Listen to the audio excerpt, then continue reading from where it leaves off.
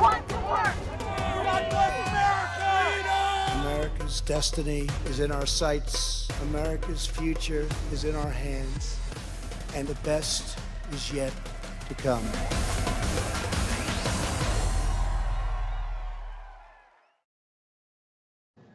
Good afternoon. I'm Bob Costa, a national political reporter for the Washington Post. As we continue our coverage of the Republican National Convention this week here at Washington Post Live, I'd like to welcome our guest today, Dr. Ben Carson. He is the U.S. Secretary of Housing and Urban Development. But to be clear today, he is with us as a political supporter of President Trump, not in his capacity as HUD Secretary. But Dr. Carson will speak at the RNC on Thursday night. He is also a member of the president's coronavirus task force. He's a medical doctor, so we'll get into some of those issues during this conversation. Dr. Carson, welcome to Washington Post Live.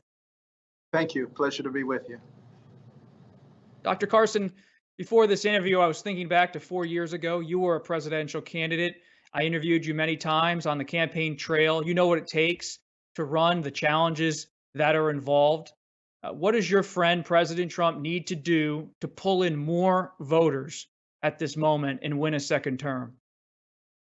I think he just needs to continue to be out there talking about his policies, talking about who he is, countering some of the things that are said about him that obviously are not true. But of course, I think we all recognize that in the political arena, a lot of charges are thrown around. And the best way to counter those is actually to get out there and talk about what's being said. What about independent voters? How can he win them over? Deal with their issues. What are the things that people are concerned about in this country? They're concerned about their safety. They're concerned about their independence. Obviously, people are concerned about the coronavirus. They're concerned about their health and how those things are dealt with. So they're concerned about their children and about the future of their children and whether they will be, saddled with incredible debt, whether violence will be the way of our country. All of these things, I think, are things that particularly the independents are concerned about. Let's get into that, Dr. Carson. The coronavirus pandemic, you are a medical doctor, a member of the task force.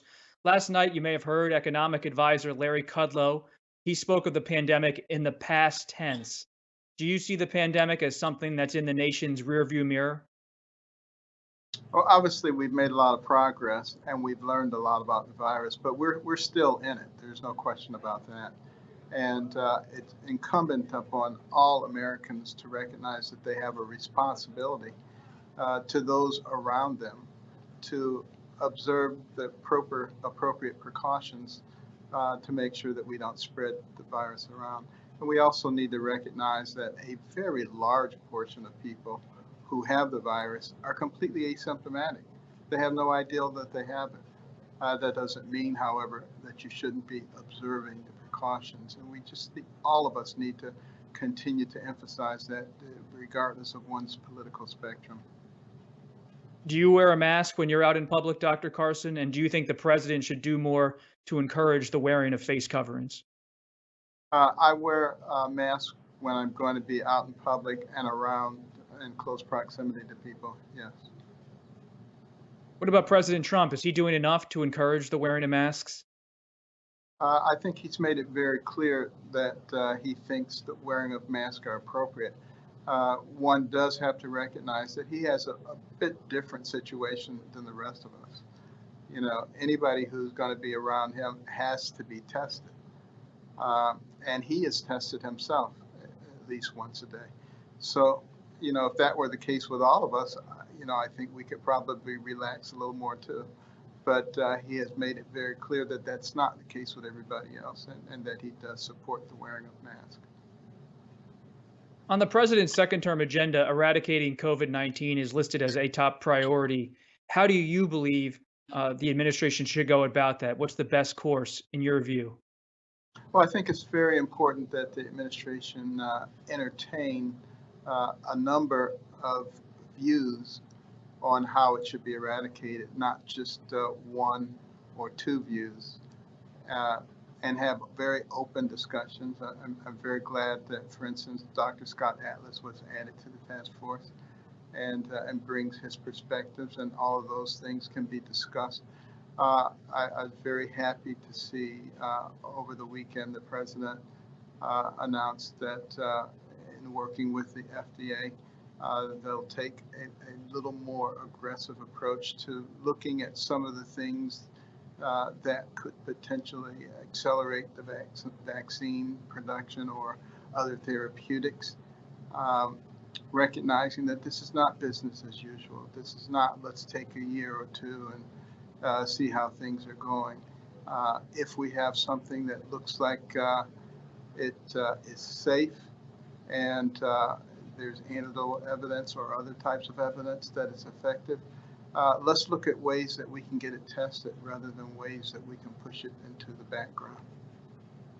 Do you believe, on that note, that the FDA should be the one deciding all of these things, or should, as you said, alluded to earlier, other voices be involved? You look at a drug like hydroxychloroquine, for example, the president's encouraging its use, but the FDA has issued significant reservations about it. Well, again, these are complex issues. Recognize that the studies that were done that the FDA evaluated with hydrochloroquine were done on people who were in very serious condition, in many cases already had significant organ damage. They did not look at those individuals who had been diagnosed and were asymptomatic or just beginning to have symptoms, who tend to have a very different outcome. They didn't really talk much about why many of the countries in Africa that require visitors to take things like hydroxychloroquine and other antimalarials have a much lower incidence of COVID-19 and a much lower incidence of death. Why is that the case? Is anybody interested in knowing the answer to that? Well, the FDA has looked at, as you said, hydroxychloroquine in a hospital setting or for clinical trials, and they've advised against using that due to the risk of heart issues. But as a prophylactic, is that something you believe hydroxychloroquine should be used for right now in the United States? Well, I think we should at least ask the question, why in the places where it is used that way is the incidence so much lower? Let's have some intellectual curiosity here. But the FDA is the formal body that decides. You've been a doctor for decades. Do you worry about any of this discussion being political pressure on a nonpartisan governmental institution? Well, like I said, I was happy to hear over the weekend that the FDA is going to be looking more seriously at some of the things that could be potential benefits. What we need to be doing is throwing out politics and saying, is there a way that we can save more lives? Is there a way that we can take care of the population better? That should be our aim. On that note, what about a vaccine? There's a rapid development process underway, but as a doctor, do you look at that fast pace and do you have any concerns? Well, I know that it has been accelerated, but it is being accelerated under very watchful eyes. People are being careful. I do not advocate, skipping important steps when it comes to safety. Obviously, I spent much of my life as a surgeon, but I will tell you that in doing that, there were sometimes people who said that, well, Carson's a hot dog because he's doing this surgery and nobody else will do it. Being a hot dog is the last thing I am, but I do ask important questions. For instance, I will ask, what is the best thing that happens if I do this? And what is the worst thing that happens if I do this? What is the best thing that happens if I don't do this? And what is the worst thing that happens if I don't do this? And by asking those 4 questions, it very frequently leads you to the correct decision. Whereas if you don't ask those questions, you might be paralyzed by fear.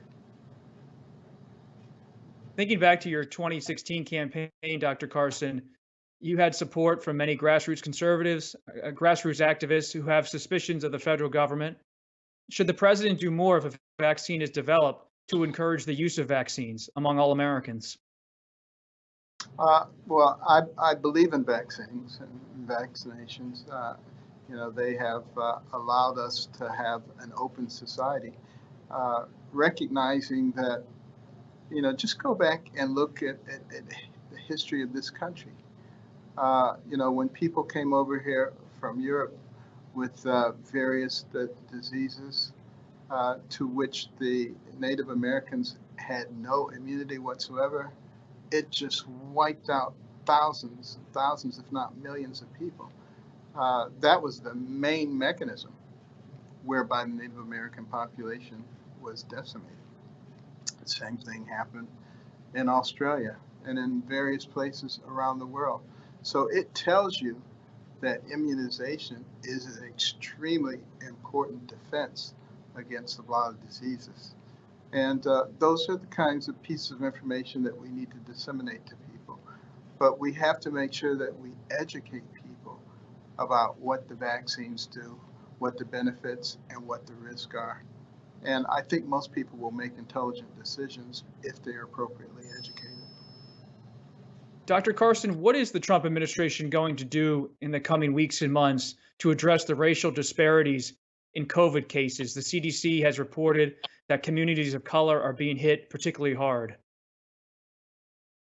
Well, we can all hope that as a society, we ask ourselves important questions like, why is the African American community and the Hispanic community hit harder by COVID-19 than others? And of course, we know that it's because of some of the comorbidities, hypertension, diabetes, asthma, obesity. Many of these things obviously compound the issue when you contract the virus. But if we're smart, we will deal not only with those comorbidities, but we will ask the question, why are those things more prevalent in those societies, and deal with it at that level. We need to be asking ourselves about housing situations. We need to be asking ourselves about nutrition and its availability. We need to be asking ourselves about long-term appropriate medical care. And perhaps the most important thing, we need to be asking ourselves about education that we provide to people, because you can be born in the worst ghetto or the most remote Appalachian farm. But if you get a good education, you write your own ticket. You don't find yourself in a lot of awful situations. And we need to begin to emphasize that to a much greater degree. Dr. Carson, you're scheduled to speak on the final night, tomorrow night. What is your message going to be in that address? That remains to be seen, because it frequently changes over the course of time. But I do want to emphasize the fact that we, the American people, are not each other's enemies. And we're a very strong nation, and we have a lot to offer. And we're the only people who can destroy it. Russia can't destroy it. China can't destroy it. North Korea can't destroy it, but we can destroy ourselves. And we do not have to go down that pathway. And I hope people will really begin to understand that if we want to be successful in the future, it means that we have to develop all of our people. We have to make opportunities available for all of our people. And if we concentrate more on that than on political advantage, we will indeed be successful.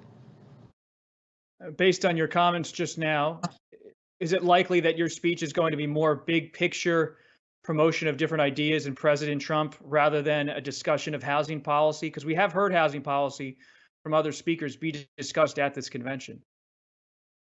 Well, given the fact that I'm not really interested in violating the Hatch Act, I probably will stay pretty much away from that. House Democrats, Dr. Carson, are looking into possible violations of the Hatch Act, which is, if you're watching and you don't know, it's a law prohibiting political activity while on official duty. Do you believe, Dr. Carson, that the administration is at the least testing the bounds of the Hatch Act?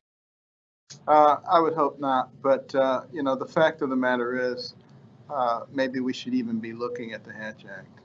Does it really make a lot of sense? Certainly, there are a lot of people in Congress on both sides who do nothing but political activities all the time. And why should they even be concerned about the Hatch Act? It doesn't make a whole lot of sense. You'd be in favor of a Hatch Act repeal? Certainly of a modification. Let's do. Back to the I'm always in favor of things that make sense, logic and common sense. That's what I'm in favor of. well, the Hatch Act is to try to keep cabinet officials focused on their duties rather than political campaigns. That's the intent of the act when you look back at it. You think that was a misguided effort at the time?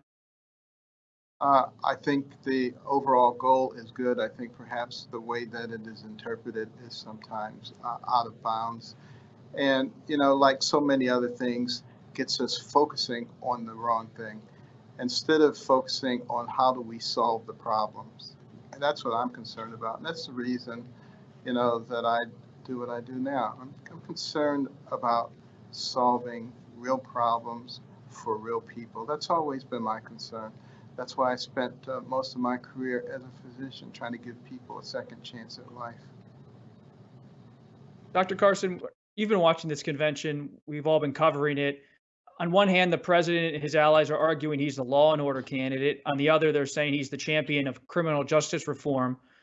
Which of those messages do you believe he should more fully embrace in the final stretch of this campaign? Well, obviously, if you look through human history and you look through different civilizations, you quickly come to understand that you really cannot have organized, civilized society without law and order. If law and order is the person who has the biggest stick, is the ruler, then you have barbarianism. That's not what I call a good use of the intellectual potential that human beings have. But that's a strong word, Dr. Carson, barbarianism. When you look at the protests nationally, they're mostly about racial justice. When you see those protesters, what do you see? Barbarianism or an effort to promote racial justice? I do not see racial justice when people come in from the outside and destroy the communities of the people that they claim to be trying to help. But what about the peaceful nature of many of these protests? Yeah, peaceful. I remember seeing one of the correspondents talking about peaceful protests while there were fires burning in the background. It really, I guess, depends on your definition of peaceful. So you don't see any aspect of the Black Lives Matter movement that is peaceful in nature? You see it all as violence? I don't think we need to go to hyperbole and say you see it all or none. This is not an all or none situation. But the fact of the matter is, you can have a glass of water, which is very helpful, and you put a couple of drops of poison in it, and it really is not very helpful. And the same thing goes, you can have a whole lot of people who are peaceful protesters, and you throw in some poisonous elements, and it creates a very undesirable situation with a very undesirable outcome. But Dr. Carson, what is your message to young Americans, especially young Black Americans, who look at the shooting in Wisconsin over the weekend and see this country having total racial unrest? They fear for their lives. What's your message for them? My message is that peaceful protesting is absolutely appropriate. I'm a big fan of that. The greatest changes in our society occurred as a result of peaceful protesting. And Dr. Martin Luther King was a strong proponent of that and a strong opponent of violence. You've called the Black Lives Matter movement something that's trying to manipulate. That was your word, manipulated different people and groups. I'm curious, what did you mean by that? Using the word manipulated with Black Lives Matter. Well, I think it's very important to recognize that most people believe that Black Lives Matter. As a phrase, absolutely, we all believe in that. However, a lot of people are not familiar with the Black Lives Matter movement. If you go to their website, you will discover that they have Marxist origins, and they're not interested in America the way it is formulated now, and they're looking for fundamental change in America. So make sure you actually know what you're supporting. Marxist origins, you're referring to the founders' activist roots? I'm saying go to the website and read about it and know what you are supporting. The Washington Post has done extensive reporting on all of this. I'd encourage others to go to Washington Post to find out more about Black Lives Matter and their origins. We don't have time in the final few minutes here to get into all this. But I encourage you to read the reporting and certainly check out the website, as Dr. Carson says. Dr. Carson, what is your reaction back to the political map of Vice President Biden choosing Senator Kamala Harris as his running mate? I think it sets up a very clear choice during the election. And, aren't those the best kinds of elections where, you have a very clear choice which way you're going to go? Are we talking about, increasing government control over our lives? Or are we talking about a nation where it is of, for, and by the people? And I think people will be able to make that decision for themselves. So I think it's very clear. I'm glad it's so distinct. What about mail-in voting? Are you going to vote by mail this year yourself, absentee? Yes, I am. And do you trust that the vote will be counted safely? I think systems that have been designed for absentee voting, where you can actually request that the absentee ballot be sent to you at your appropriate address, makes eminent sense for those who need to do that. What do you believe, though, is a concern with mail-in voting? All these anecdotal stories that have been shared so far at the convention, what's not mentioned is that there has not been reports of widespread voter fraud. So why does the Republican Party keep hammering this issue on an anecdotal basis? Well, first of all, I guess it really depends on what your sources are in terms of whether there's been reports of fraud. But just, again, think about it logically. If you just send ballots out to addresses without knowing whether the people are there or not, I think it's somewhere between 15 and 20% of those have been discovered to be inappropriate addresses. And you don't know what happens to those ballots. Is somebody just going to send them back unfilled out? Is somebody going to take advantage of the fact that that's been sent to them? Why even introduce those questions?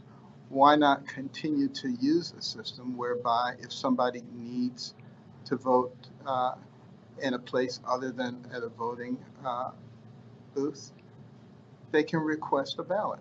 They've got plenty of time to do it. Why not use the system that has worked in the past? Why introduce new and different systems so close to an election? That, to me, does not make a lot of sense. Dr. Carson, the Post reported and others that you were involved in a meeting with President Trump and the founder of MyPillow and other people about this possible treatment of COVID-19 using oleander. Are there other meetings that you've been involved with about possible treatments that we don't know about? I don't discuss meetings that I have with the president in the Oval Office. I'm not asking you to discuss it necessarily, but I'm just curious if that specific meeting was the only one you've had, or maybe you are involved in other efforts to discuss treatment with President Trump. I, again, am not going to get into what meetings I have or don't have with the president regarding any subject. Do you believe that there should be a little bit more disclosure about these kind of meetings? You're on the task force, but we didn't learn about that meeting about Oleander until it was reported. Should the task force be a little bit more open moving forward about what it's discussing in terms of treatments outside of the realm of the FDA? I think there's information. There's no attempt to hide information, but as a general principle, I don't talk about meetings that we have in the Oval Office with the president. If he wants to reveal those things, he's welcome to do so. Are you taking any of these treatments like hydroxychloroquine, Dr. Carson, or other treatments? The president has publicly discussed his own decisions to take certain treatments. What are you doing, if anything? I generally, I hate to say this, but I generally don't discuss my own medical situation and what I do personally. I do try to be healthy. Dr. Carson, we began this conversation by talking about 2016 and your presidential run. When you look ahead to your own future in 2024, are you considering another run for president? Again, I am here in my own personal capacity. Don't really want. You're here in a political capacity and a personal capacity. It's a political question. And, I'm not going to predict exactly what I'm going to do. Obviously, I'm always interested in helping our country. So it's something that you won't rule out, it's fair to say, at this moment. I will rule in doing everything I can to help our country to be successful.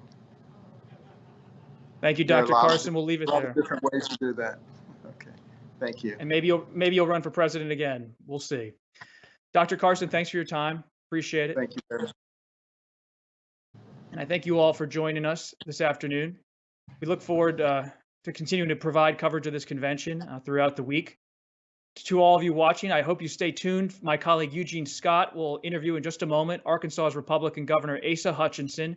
Stay tuned for that. But for now, I'm Bob Costa, and we'll see you again soon.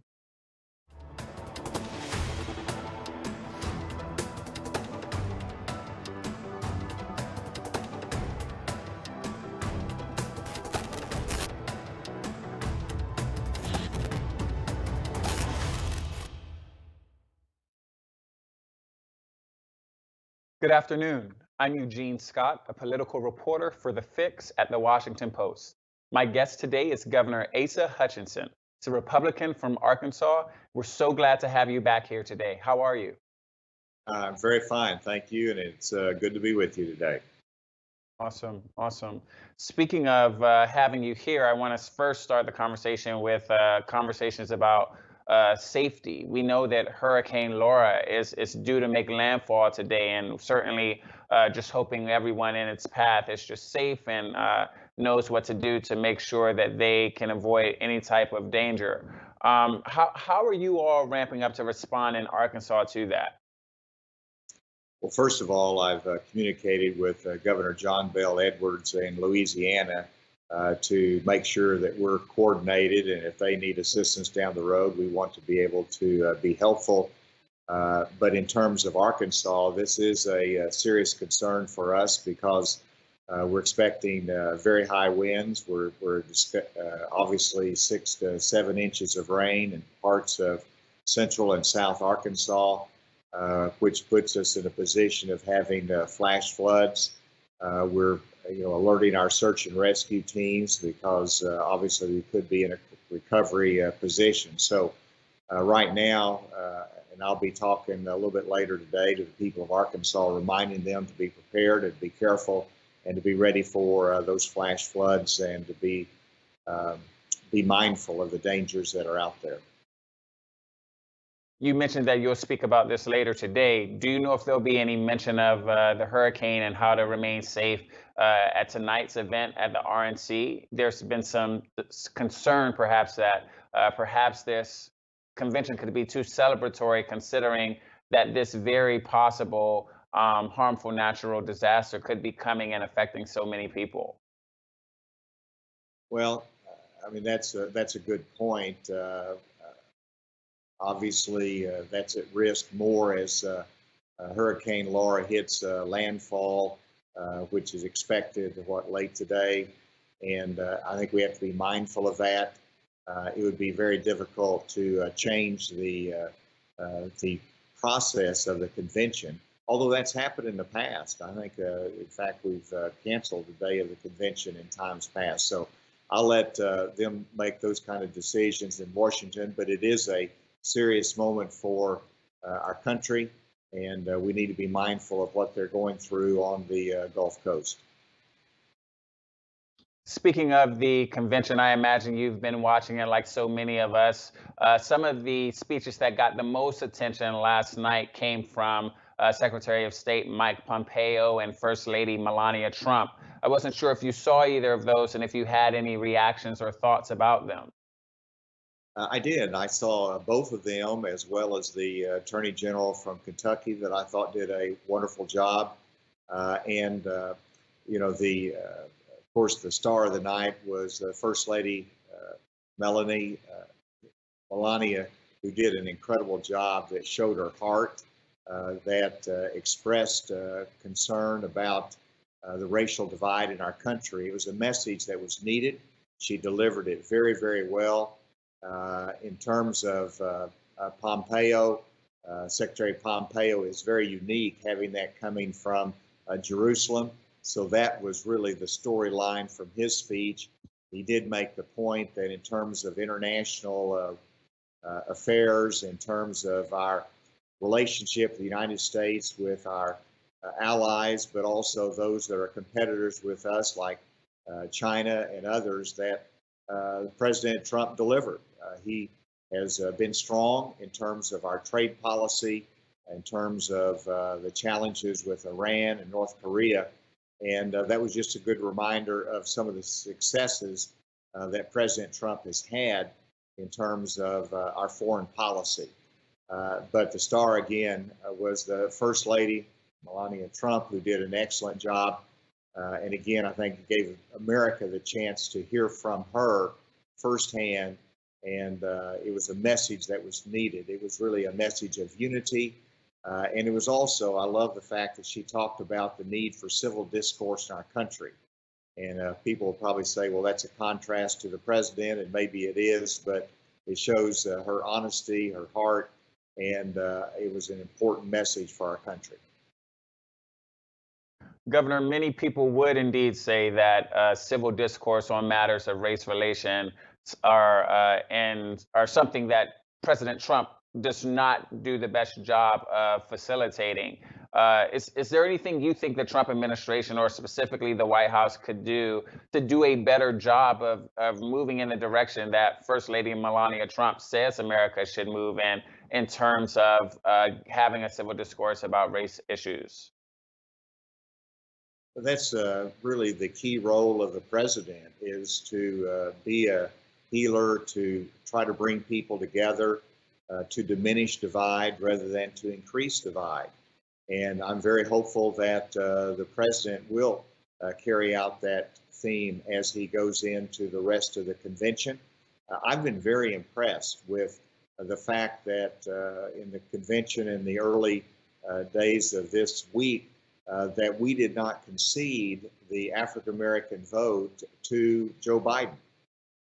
We showcased that there are alternatives, that there are African American leaders in the Republican Party, and it's not monolithic in terms of thought, in terms of minorities in politics, and that there is a role and a place for minority leadership in the Republican Party, and certainly been in the Trump administration.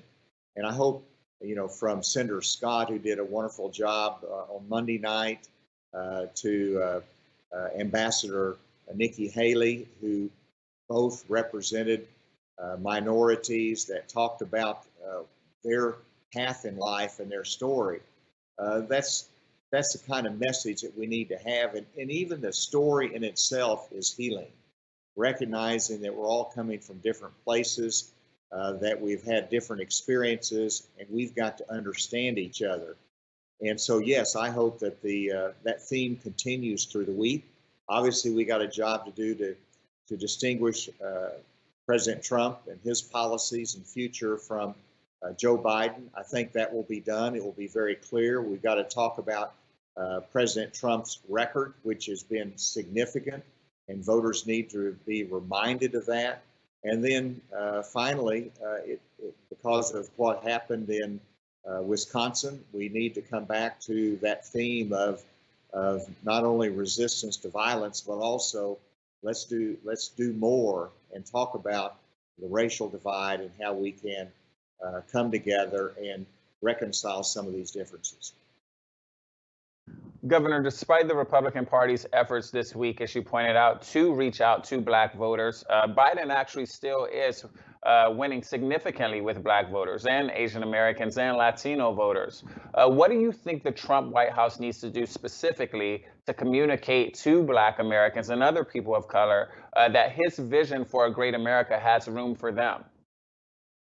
Well, first of all, there's one of the top agenda items of the African American community has been criminal justice reform, sentencing reform. Well, President Trump did that, and he worked with the leadership of the Senate and the House, as well as African American leadership, and accomplished significant sentencing reform that curtailed some of those very lengthy sentences for nonviolent crimes. And so they have to be reminded that he has been receptive, and the fact that what he's done for historical Black colleges and universities is amazing. We have a number of those here in Arkansas, and they've been the recipient of that financial support at the federal level, and how he has promoted and recognized those. That's a significant story that should be a part of the message. I'm glad that that has been mentioned. But you also have to talk about the future, and I don't think there's a bigger issue that's out there than having not just a reduction in violence in our minority communities, but also to recognize that there is some racial institutional bias that has got to be broken down, and there's some challenges that we have in Arkansas. We have a law enforcement commission to look at the future of law enforcement, how we can support it, and make sure that we stand with them, but also to make some changes to make sure that they're not using excessive force, that they are doing community policing. And so to look at those new ideas for the future should be a part of the discussion as well. What the start, though, is not assuming that we're not going to get that minority vote, but to say, we want your vote. We want you to be a part of the political process, a part of the Trump campaign and the Trump leadership. And I think that message started with the convention. You know, Governor, I imagine, and from my reporting, that one of the reasons that so many people of color, and specifically Black voters, have a hard time believing that the president is sympathetic to their concerns is because he very regularly attacks protesters and the Black Lives Matter movement on Twitter and in speeches as well. I know there have been protests in Arkansas against police violence and systemic racism within law enforcement. What has your response to that been?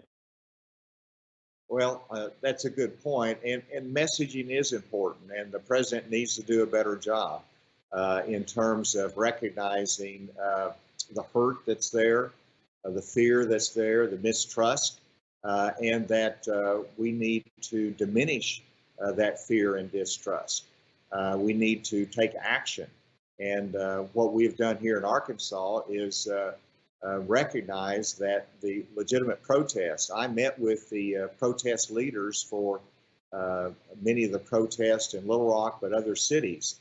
And I learned that they're young people, and they were wanting to make some positive changes, and they had nothing to do with violence. They had nothing to do with the destruction of property, even though that was happening. It was, whether it's outside groups or just criminal elements that were coming in. And so I met with those protest leaders, and then we brought those protest leaders into my law enforcement task force, so that they're now on the inside to help make change and to also learn as to the risk and challenges that the law enforcement community faces. And so we're hoping that we'll have a package of recommendations that come out of that task force that we can enact into law. And that involves the activists, but it also involves the law enforcement community as well, bringing people together. And that's what I've tried to do as governor. That's what we need to do as a nation as well. And so I expect some very substantive things to come out of the terrible tragedy that we saw this last year, and that we can make sure that we diminish the chances for that in the future. Switching gears a bit from your response to the protests, I want to talk about your response to the coronavirus pandemic. I understand that you were actually scheduled to participate in the convention this week, but decided to stay back to respond to how your state is being impacted by the pandemic. Can you talk a bit about what you're doing exactly?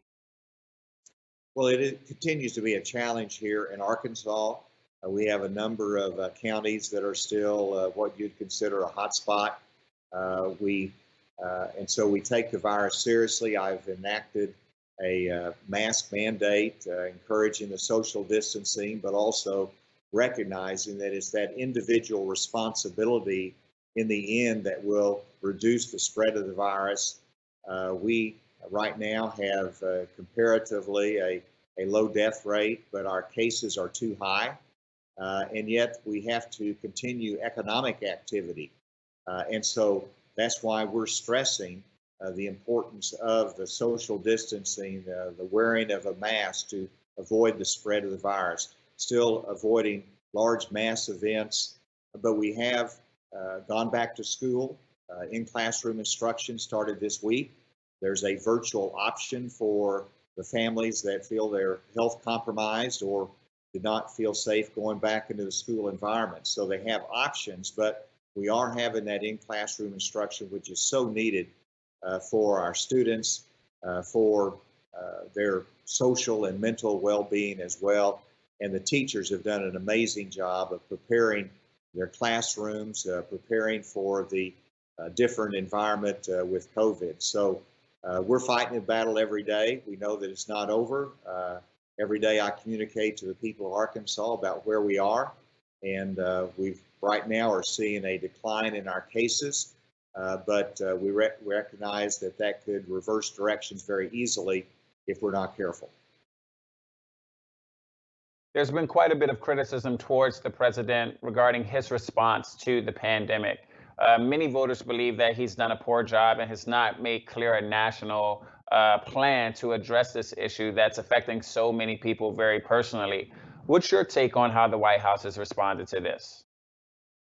Well, that's what I appreciated last night about First Lady Melania Trump, as she talked about the heart of the president, and he is not going to stop working, and he works very, very hard as we fight this virus in the United States.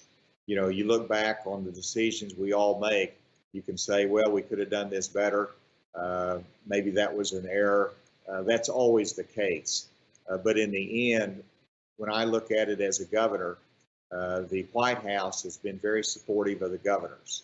And that's Democrat and Republican, giving us resources, giving us the CARES Act funding that is so critical to help us to survive economically.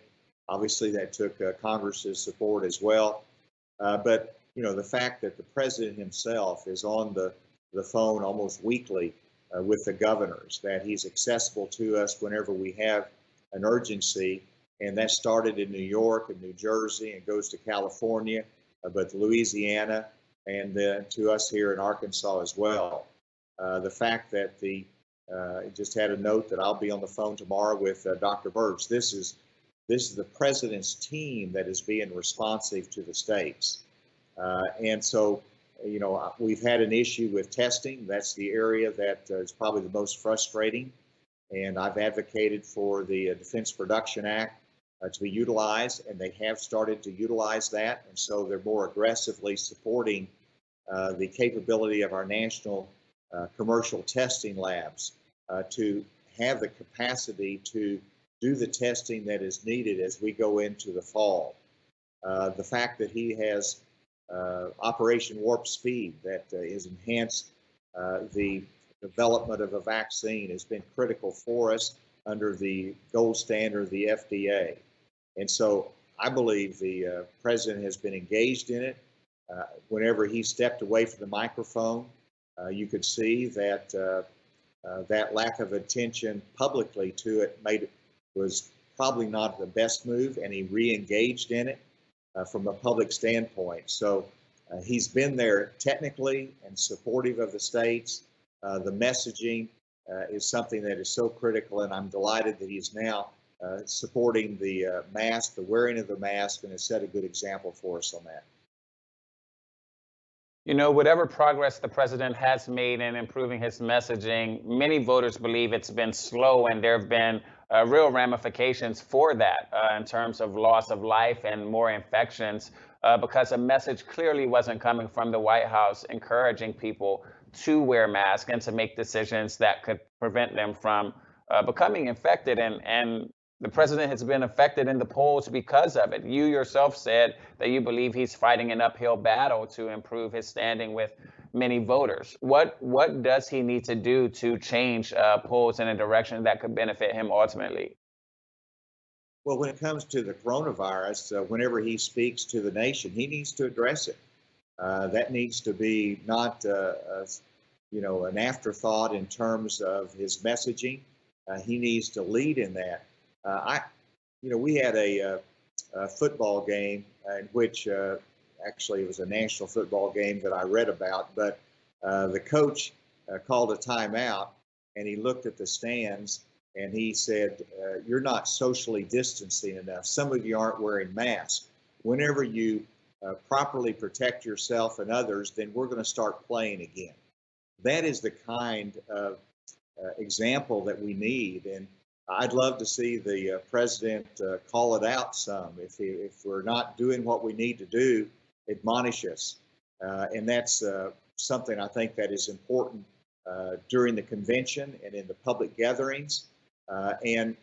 Sure, I'd like to have seen his call for wearing a mask publicly earlier, but he did it. He recognized the importance of it, and he has said, we need to do this. And he's president of the United States. He meets the world leaders. I understand that. And there's always areas that you can't do it. But he's got to push us because that is the one thing to me is a conservative principle.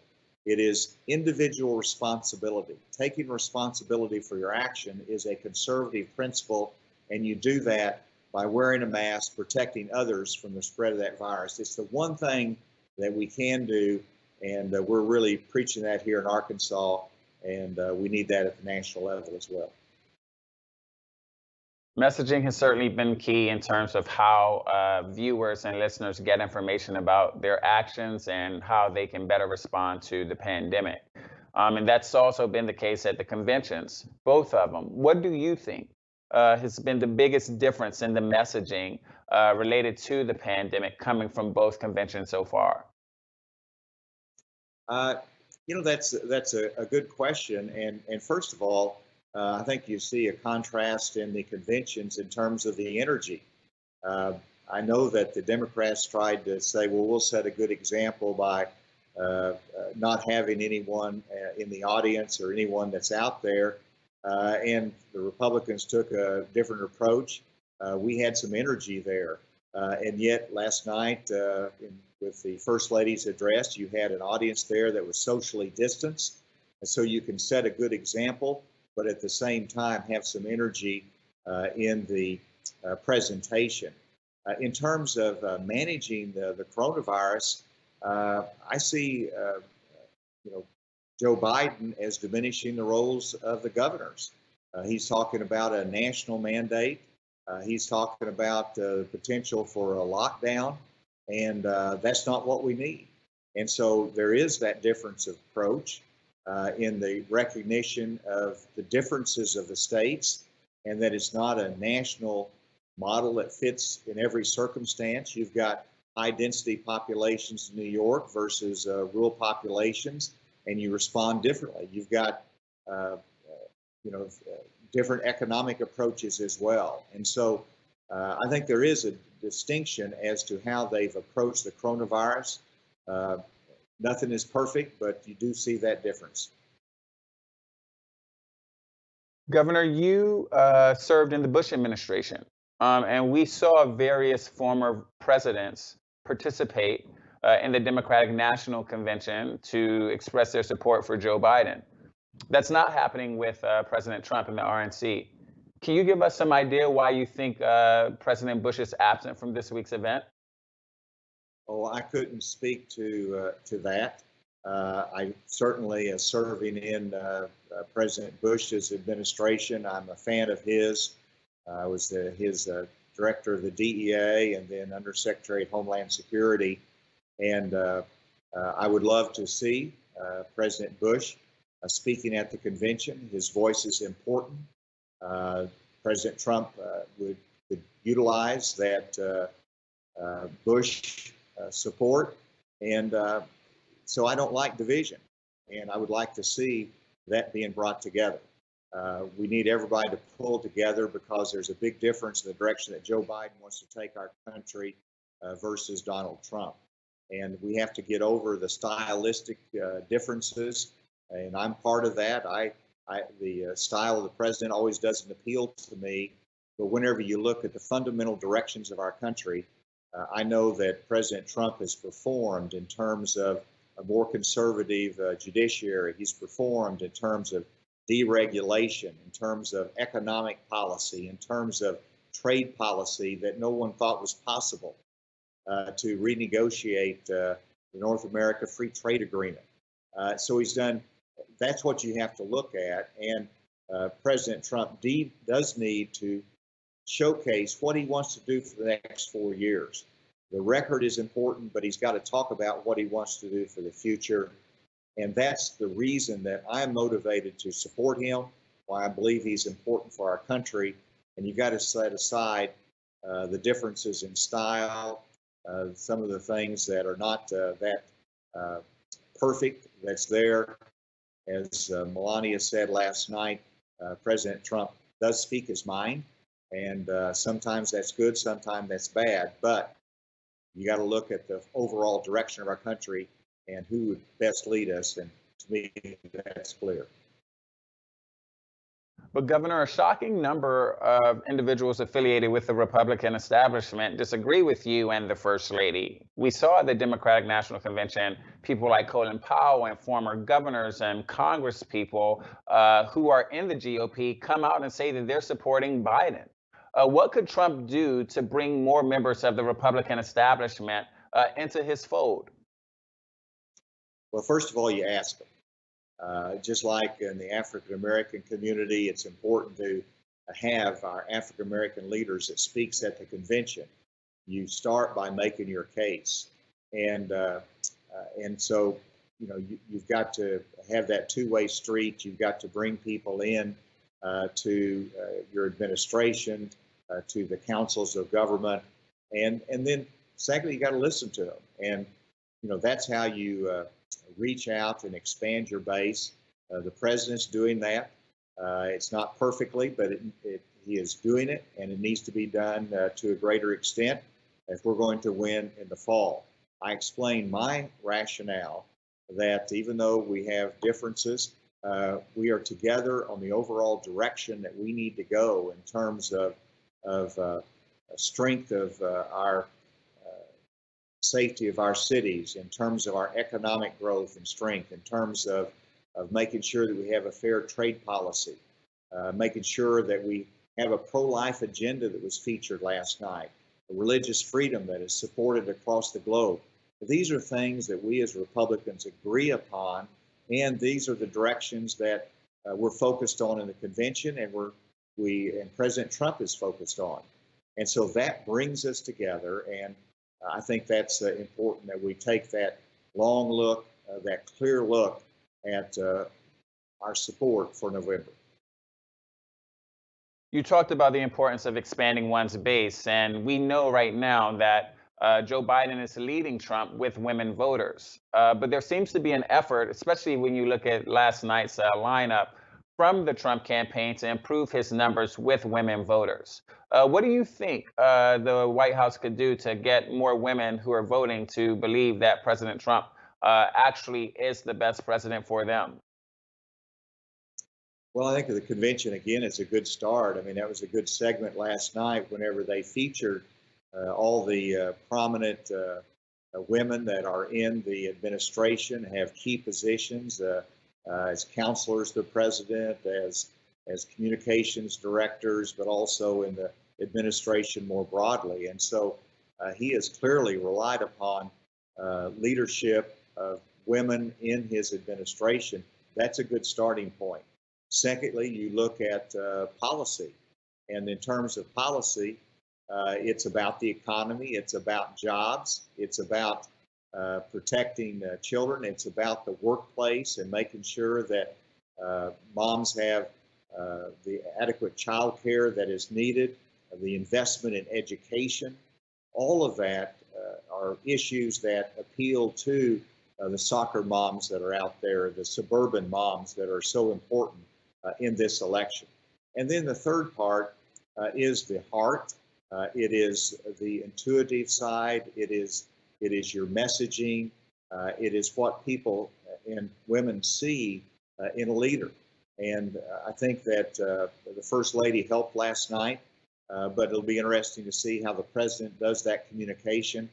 And clearly his policies, his administration reflects that leadership and outreach to women and those suburban voters. And I think you'll see that continue. A very interesting point to be made about outreach and keeping people from the base on board is the president's relationship with evangelical voters and conservative Christians. We've heard you speak about your faith very clearly throughout your political career. And despite President Trump being very popular with white evangelical voters, he actually does not talk about his own personal faith and sense of values as clearly and boldly as Joe Biden. And that's one of the reasons, perhaps, why we are seeing President Trump lose some support with white evangelicals and white Protestant Christians and white Catholics. Is there anything you think that the president could do to win these people back and to communicate to them, should I say, that his personal values are rooted in a deeply historical religious tradition of some sort? You know, I think he's done extraordinary, and the faith community looks at what he's done in terms of outreach, first of all, about supporting pro-life positions that are critical to that evangelical community, about what he's done in terms of our relationship with Israel, with putting the embassy in Jerusalem, doing what he said he was going to do. All of those things puts him in really a solid position with the evangelicals of the United States. That's really been his rock solid base and foundation. I don't see that eroding. I think that is solid. I think that is strong, and particularly with the emphasis of Billy Graham's granddaughter yesterday at the convention, talking about that relationship to religious freedom that President Trump has and how he has advocated it for the United Nations. Those are things that appeal and are really responsive to the faith community. You're talking about, you know, whether you are actually speaking about your faith sufficiently. And I think we recognize that some people express it day in and day out. Other people have it in their heart and are not that vocal about it. I don't believe that is going to make the difference. It is your policies. It is how you understand the world and what your worldview is, and the worldview that President Trump has expressed and acted upon, is that consistent with that faith community and the evangelicals? I think it's just exciting to see what will happen in that second term to carry out those same values. Well, Governor, I have one last question, and it's related to mail-in voting, something that we have been talking about quite a bit. And, the president has expressed some concern about mail-in voting, and the Postal Service has warned the states might not be able to deliver ballots in time for the election. Just want to quickly hear what you're doing to ensure that eligible voters get to cast their ballots and that they are accurately counted. Well, it is very important. We want votes to be cast this year. We don't want anyone to be nervous about the coronavirus and say, I'm too nervous to go to the polls, or I'm worried about my health. And so we first made it clear that anyone can ask for an absentee vote, ballot, and if they are concerned about the coronavirus, that is sufficient reason to have that absentee ballot. Secondly, we see a great increase in the request for absentee ballot, much more dramatic in previous years. And so that goes through the mails, as you point out. The mail will be marked as election ballots. The United States Postal Service, and they sounded the alarm early on, but they've recognized I think they said their sacred commitment to deliver the election ballots. And so they're going to put the resources there. I don't believe the resources will be a problem. The volume can be a challenge. In Arkansas, I'm confident that that's going to be managed well. It is going to be something that you have to watch on Election Day, because we start counting those ballots on Election Day, and that might take a little bit of time. And hopefully we can get those counted in a timely fashion, but with that volume, it could extend to the next day. And probably that is even more so on the larger states with greater population, with greater numbers, that we might not see all of those votes counted on election night. And I think people have to be a little bit patient, not to assume that there's any fraud involved, but it's just that we've got a volume that has to be counted. We want to make sure that every vote is counted. Well, Governor, that's all the time we have today. I so appreciate you coming to speak with us, and hopefully you can get back to Post Live soon. Thank you. It's great to be with you today. Thank you. Awesome. Awesome. And to our viewers, thank you for joining us. But come back. Don't leave. We're going to have at 3 p.m. today my colleagues Bob Costa and Francis Stead Sellers talking with the House Minority Whip Steve Scalise and America First Chair Linda McMahon. I'm Eugene Scott. This is the Washington Post. Thanks for watching.